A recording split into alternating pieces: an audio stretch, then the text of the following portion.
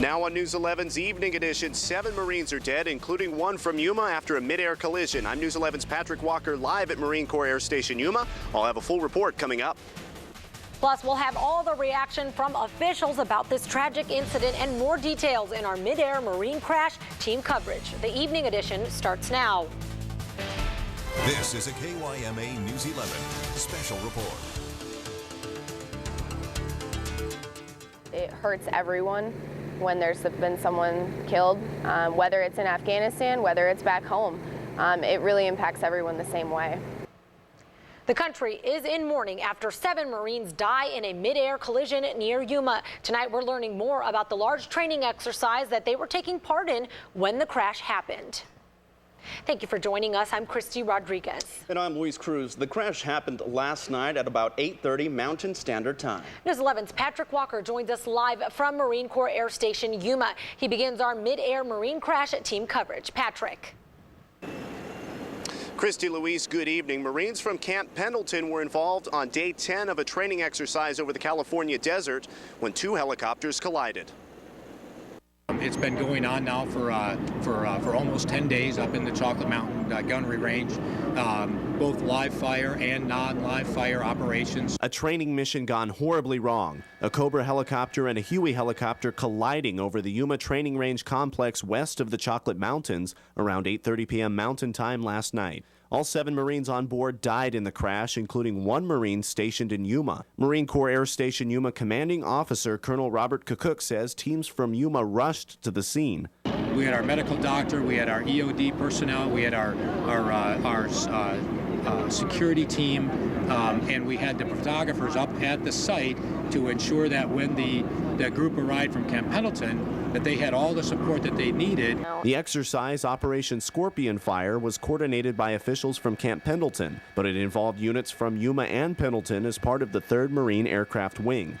MAG 13 here based in Yuma as part of 3rd MAW have been supporting the operation.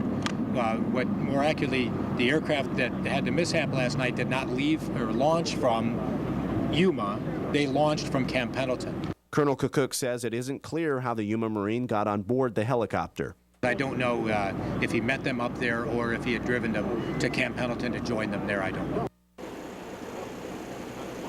And as we mentioned, all 7 of those Marines have been accounted for. Marine Corps officials tell us that their identities are expected to be released sometime tomorrow. Reporting live outside MCAS Yuma, I'm Patrick Walker, News 11. Christy, Luis, back to you. All right, thank you, Patrick. Well, many people are wondering what the weather conditions were like when the crash happened. News 11's Rob Fram continues our mid-air Marine crash team coverage. Rob, what can you tell us about the conditions? Well, we'll start with Luis and Christy. Things were calm. More on that in just a little bit. But let's talk about the geography of the particular crash. Now, the site was just west of the Colorado River over in the aerial gunnery range in the Chocolate Mountains. And it's very special for Marines. Why? Because it prepares them for the Afghanistan environment, which basically entails desert climate as well as rigorous mountainous conditions in that particular area. Not quite as high because it's only up to 2,400 feet instead of 24,000 feet in areas of the Afghan mountains, but nonetheless, a nice simulation nonetheless, and that's why they go out in these areas week in and week out. Now, as far as going back to yesterday, we're going back to last night, 8 p.m. These are the conditions right here. At the time of the crash, we're talking about temperatures close to 70 degrees, clear skies, and as you can see, winds very much on the light side. So in all intents and purposes, Luis and Christy, weather not likely the cause of this crash. Back to you. All right, thank you, Rob. Well, while the majority of the Marines involved in Wednesday's crash had been stationed in California, one of those brave Marines was stationed right here in the desert Southwest. News 11's Matt Boyer continues our mid-air Marine crash team coverage. He joins us now to give us an insight as to who these Marines were. Matt? That's right, guys. Even though 6 of the 7 Marines were stationed at Camp Pendleton, one of those brave Marines was based here at MCAS Yuma. Although his name has not been released, we do know that he was a pilot, an instructor, and one of the most highly trained individuals on base. While the Marine Corps has yet to release the name of the Yuma Marine in Wednesday's tragic crash, representatives from MCAS Yuma tell News 11 this young captain was part of the highly trained MOTS 1 unit. MOTS 1 is the Marine Corps' university, if you will. It's our graduate level. It's our standard of excellence when it comes to all things aviation within the Marine Corps. Colonel Robert Cook, commanding officer at MCAS Yuma, says that to become part of this elite group takes an immense amount of skill and training.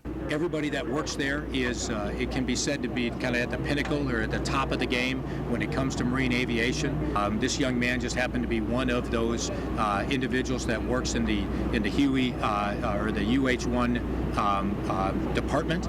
As for the captain's family, the colonel says they will have the full resources and support of MCAS Yuma at their disposal. That they are well tied in with the spiritual help that's available on the base. What we call our casualty assistance calls officers are very well trained in assisting the families in the benefits that are available to them, the assistance, the help, spiritually, financially, medically, all of those things that are available to them, so that we are seen as and are in fact that support mechanism that they have in a real true hour of need. The Marine Corps takes such careful steps when handling loss of life situations to make sure families have enough time to grieve and make the proper arrangements. Luis and Christy, back to you. All right, thank you very much, Matt. News of the Marines' deaths quickly spread across the nation. News 11's John Archuleta continues our Midair Marine crash team coverage with reaction to this tragedy.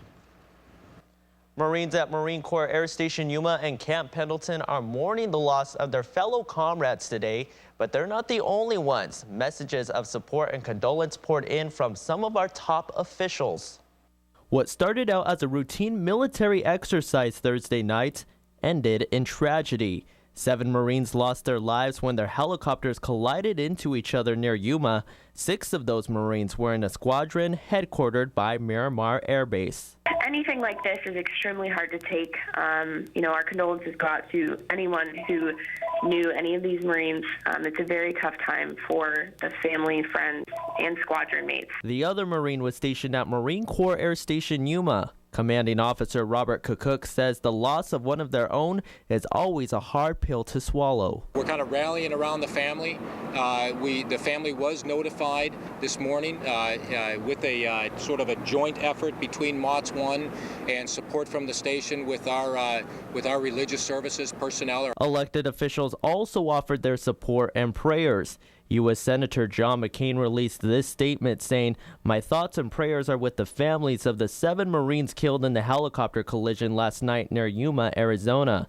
This tragedy is a grave reminder of the sacrifices the men and women of our armed forces make to keep us safe, both in training here at home and in combat abroad." Arizona State Senator Don Shooter also released a statement saying, "Yuma is home to active military helicopter training, and those of us who live there see the copters overhead frequently.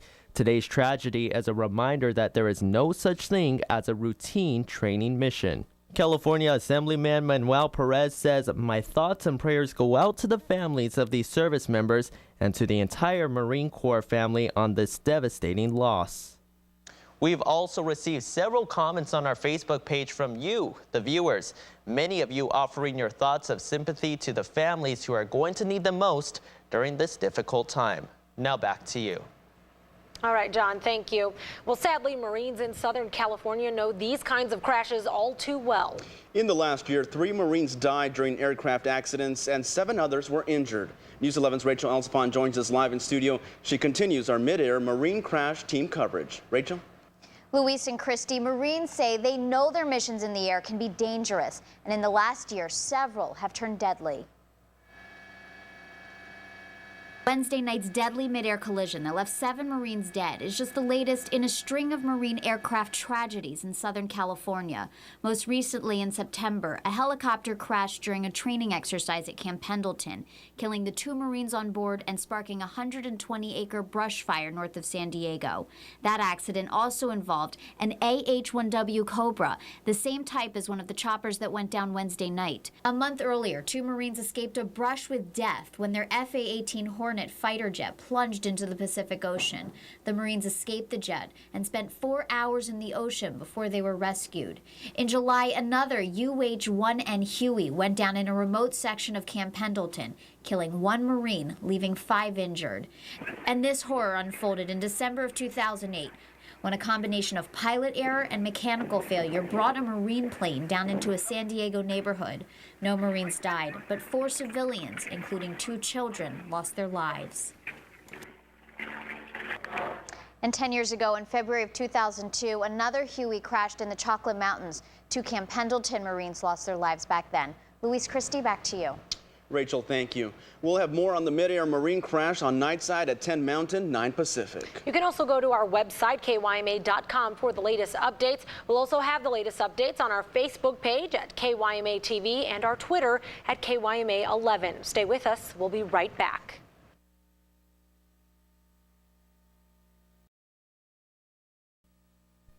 You're watching KYMA, where news comes first. This is News 11, the evening edition.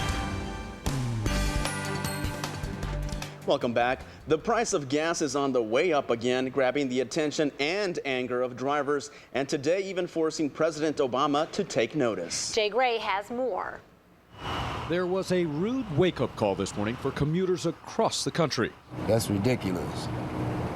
That is ridiculous. The price of gas jumped dramatically overnight. We're seeing gas prices right now that are 9 cents higher than they were a month ago. And experts say it's only going to get worse. It certainly is not a good harbinger of things to come for prices as we head into the spring and the summer, when we know prices tend to rise. During an energy policy speech this afternoon in Miami, where, by the way, the price at the pump has hit the $4 mark, President Obama said the ultimate fix is finding alternatives to gas. We can't just allow ourselves to be held hostage to the ups and downs of the world oil market. We've got to keep developing new sources of energy. We've got to develop new technology that helps us use less energy. But until that happens, the only answer for some is to pull to the side of the road. Nationwide gasoline usage is at an 11-year low, and the national oil supply is up significantly. So why does the price continue to climb? Well, analysts say it's a global issue. We're seeing tensions in Iran. We're watching the economic situation in Greece. All of these feeding the prices. They're going up and fueling frustrations. It is outrageous, and I don't know what we can do about it. We can't boycott. We all need our cars. We need to get around, and it's a necessary evil, I'm afraid. So, gotta hope for the best. While preparing for the worst, a potentially long and high-priced summer at the pump. Jay Gray, NBC News. Now, this story holds true here in the desert Southwest. Rising gas prices burning a hole in our wallets. Let's take a look at these numbers. In Yuma, you'll be paying an average of $3.68 a gallon. That's 25 cents more than you were paying last month. And the prices aren't any better in the Imperial Valley. There, you'll be paying $4.18 for a gallon of unleaded gas. That's an increase of 45 cents compared to last month. Ouch. All right. Well, still to come on the evening edition. News 11's Matt Boyer is here with a look at sports. Find out who was named to the best of the best in basketball as the postseason wraps up. That's coming up in sports.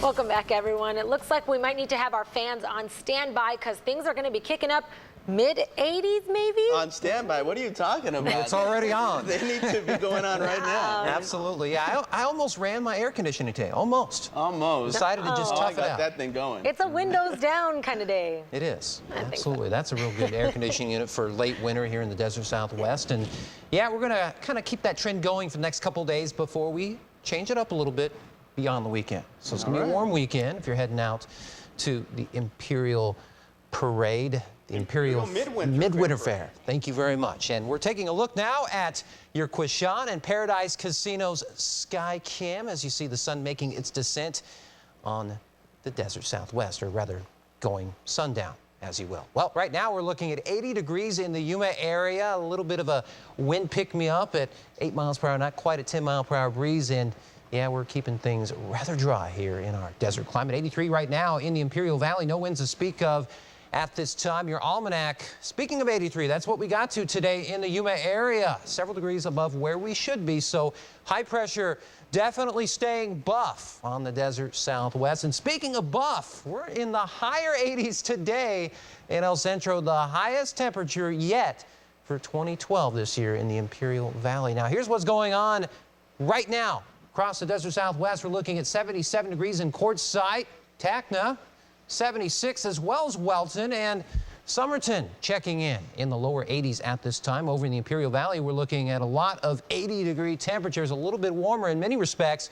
Clexco at 83 degrees, and the folks over in Glamis hanging out at 82 at this time. So we take a look at what's going on in the Pacific Northwest. High pressure beginning to build up there, but you kind of see some of the remnants of the old system kind of dropping in. A little bit of snow in some of the higher elevated areas of the northern tier of the Rockies, and just a little bit of wet weather activity working its way into western Washington. Now, your Pacific satellite radar outlook, well, we got the jet stream well to the north of us, and of course, you got all those systems passing us by. It's kind of indicative of the high pressure ridge continuing to hold its ground quite strongly in the desert southwest. The question is, does the high pressure have much of a future here in the desert southwest? At least this particular ridge does for the short term, but then for the long haul, we begin to kind of shift gears a little bit because another disturbance is going to roll on in, and that's going to bring us some cooler air and possibly even some wind activity by the time we get on toward the tail end of your weekend, the early goings of next week. So those 80s that you've come to enjoy,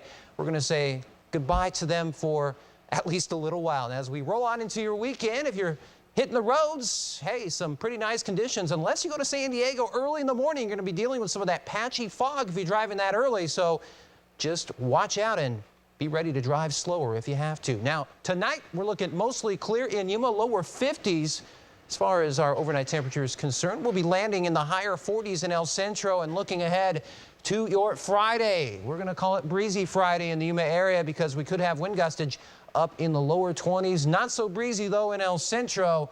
80 degrees, though, will be our plateau temperature. And speaking of plateaus, yeah, we're going to continue to do that into Saturday for the lower 80s, and then we're going to go down into the 70s and stay there for a little while.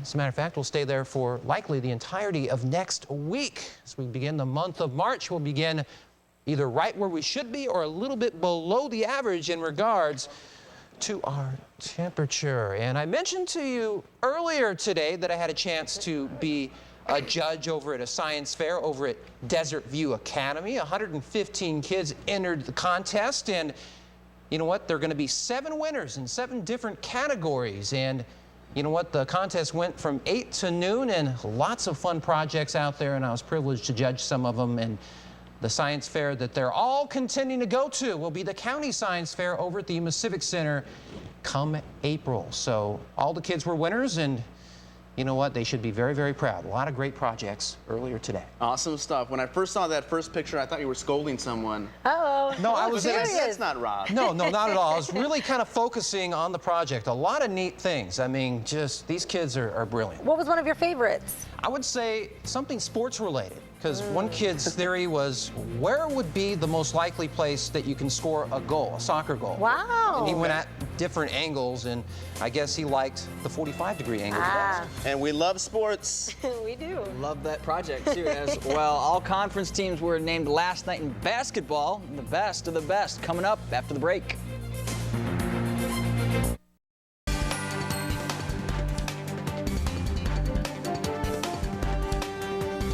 Welcome back, everyone. The AIA basketball season is a few days from completion, and with no teams left from the Gila Valley region, the coaches came together last night to vote on the all-conference team. Jordan Mitchell, Deontay Gaines claimed 2 of the spots on the first team, while high-scoring point guard Daniel Santana also garnered first-team honors. Yeah, half-court shot will do the trick. Jonathan Turner and Brandon Nishkahi is also on that team. They round out the top 2 spots. Now, Here's a list of those first teamers. Gaines and Santana, both seniors, so they don't have a chance at repeating. However, Jordan Mitchell, on the other hand, he's got one more year left. Unknown whether or not any of these candidates will continue their basketball careers after this year, but Cibola will return 3 of their 4 consistent starters next season. They will probably be the favorites, along with Lake Havasu, to run the former Gila Valley region, especially out here in Division I. So a lot to look forward to for the Raiders and the Knights next year in basketball. All right. Yeah, thank you so much. Congratulations to those guys. Yes. All right, guys, don't go anywhere. We'll be right back. Don't miss the parent comedy Up All Night. In tonight's all-new episode, Reagan and Chris compete for the milestone of Amy's first word. Will Arnett and Christina Applegate star in Up All Night starting at 8:30 Mountain Standard Time, followed by an all-new Grimm at 9 Mountain right here on NBC. And here's a look at what we're working on for Nightside. A former Winter Haven, California Highway Patrol lieutenant lands in front of a judge for allegations of sexually assaulting kids. Find out how the judge ruled today in court. And the latest details and reaction from the Midair Marine crash last night that claimed the lives of 7 U.S. Marines. Join us for these stories and more tonight on Nightside at 10 Mountain, 9 Pacific, right after Grimm. Yes, I know that we'll have some reaction from Governor Jan Brewer as well, releasing a statement on this tragic incident that happened last night. And of course, our thoughts and prayers are with the families of those who lost their lives. We hope to see you back here tonight for Nightside. Have a good evening. Have a great night, everybody.